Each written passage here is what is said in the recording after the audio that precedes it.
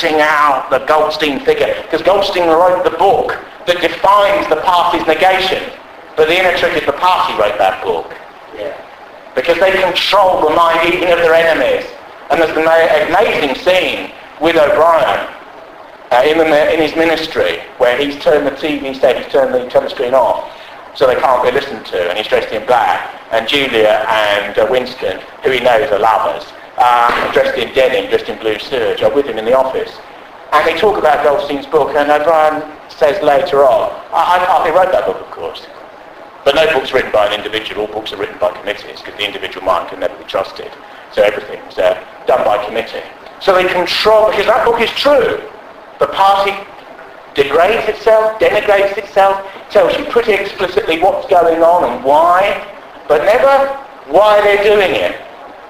So if you provide your opposition with the mental feed that they need in order to oppose you, you partly control them. And this is a very old idea, but in the 20th century, when mass propaganda became available for the manipulation of the masses, this was an extraordinary way of behaving. You actually create your own inversion so you can control them. Now, Trotsky, Goldstein, is a figure of the early party who provides the figure of the renegade, the running dog, the one who turns against the purity of the party's mission, and also the scapegoat, the goat that's actually tied with the rope to the tree. All the hatred, all the failures, all the espionage that goes wrong, every battle that's lost, it's the false Goldstein and the deviationists. They are the ones, they are the traitors in every word, behind every lie, behind every false sausage, behind every false statistic. The traitors lurk. Sin, secularized sin really, lurks everywhere, always to be purged in the hate, purged through self-criticism. Under communist regimes, individual party members had to undergo self-criticism on a regular basis. You'd be forced, self-criticism is expected, comrade, you'd be forced to stand up in front of the others and to engage in dialectical critique. I had moments of class evasiveness, I suffered from moments of false consciousness, I had certain religious moments where I denied the material nature of reality and the glory of the party's ascendancy, and everyone would be going, it's all very serious, you know. In certain regimes, this could be life and death. Many Polish people post-Gomulka, after 1948, I went to a Catholic school, you did religion 4 periods a week. In those Catholics, ex-Catholic schools in Poland, you did Marxist-Leninism 4 periods a week. And you had to get those lessons right. It was very important. If you made a mistake about the 1844 Paris manuscript in relation to Grundrisse, you were in error. And that was a serious matter. Western liberals smile cynically about all this because they've never really had to live under the pressure of those sorts of institutions and don't understand what it's like to have to play all those dialectical games and engulf yourself in all those sorts of lies. The irony is that, broadly speaking, working class children weren't exempt, but as long as they just prated a few simplistic slogans, it was all right. Because they were the ones for whom it was done.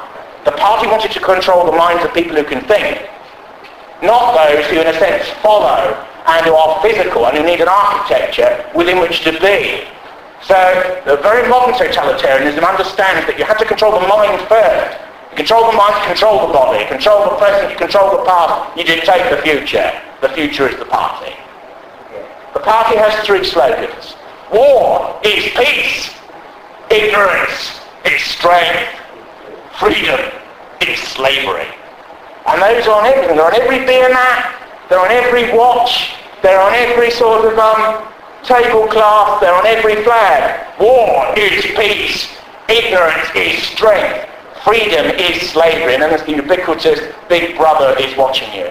And Stalin's heavy Georgian features, although some people say he was an Ossetian, but his heavy features, looking down on you, that sort of power, that sort of insistence, that sort of mask, because he was wearing a mask. There is an extraordinary picture of Stalin after Kirov's death. Kirov was the Leningrad party leader. He was assassinated in mysterious circumstances, and it's puzzled lots of Western Marxists and liberals who didn't understand what's going on. And of course Kirov was killed on Stalin's orders to set off the purge, which sort of begins, if you exempt the Ukrainian famine, from the panoply of a politically oriented purge. What he did was Kirov was killed to provide an excuse for mass terror, less in the society than over the elite. Terror over the bureaucracy, terror over the army, terror over the KGB or one of its incarnations itself. Because Kirov was so high up in the regime that if he had been got to, it must be because of conspiratorial forces of an anti-revolutionary tendency at the heart of the Republic. This means that no one was safe, and that you look for the treason and the traitors right at the top, not at the bottom or in the middle. The mass shootings and killings and tortures beforehand that got rid of between 1/3 of a million and 1 million party members, higher to middling apparatchiks, and members of the armed forces, and that decimated the Soviet higher command before Barbarossa, and were one of the many reasons, partly because their army was in the wrong position in relation to the invasion, because they were planning to attack Germany themselves and were caught unawares, and so on. But one of the many reasons for their collapse in the early days was because vast numbers of their officers had been purged, undergone self-criticism, failed for self-criticism, down the plug.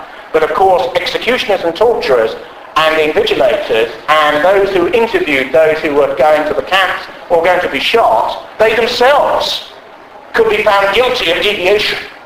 Because if they made a mistake, or if they had an illusion of consciousness, or they showed too much zeal in certain circumstances, if party ideology shifted slightly in a subsequent moment, they themselves could be before the committees. It's just like the French Revolution, but using sort of massed-out technology in a way. And it's all quite deliberate.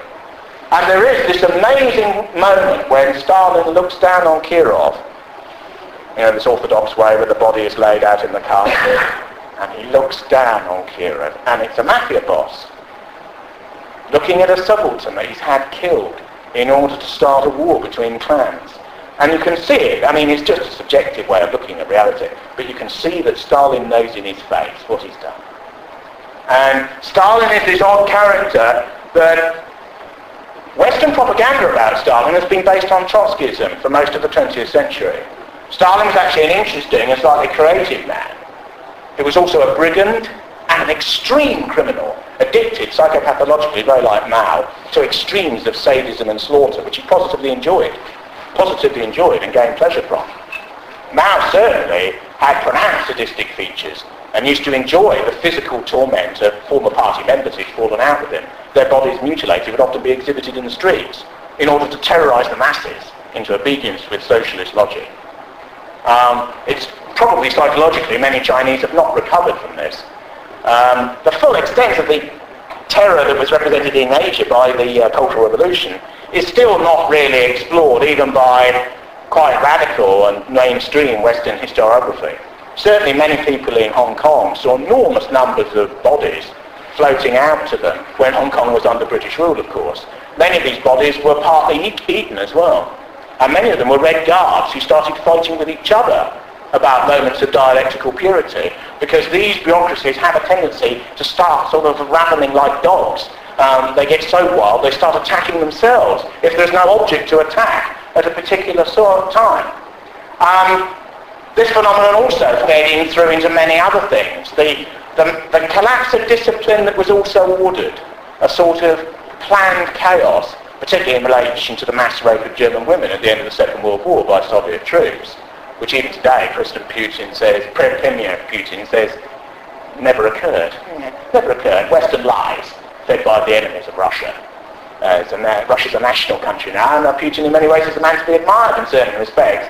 But their old ways die hard in many ways. The interesting thing about those mass rapes, which certainly occurred, to the degree the German communists pleaded with the Soviets to stop them because they were preventing the creation of Ulbricht's state in occupied East Germany. The reason they occurred was because commissars ordered them. And yet at the same time there was such a breakdown in order that order was itself part of the chaos with which it ramified. Stalin said, because all of Stalin's atrocities are ordered and are written down. The Katyn Forest massacre of the Polish officer corps, and there's an interesting quasi-revisionist Polish national film called Katyn, which is available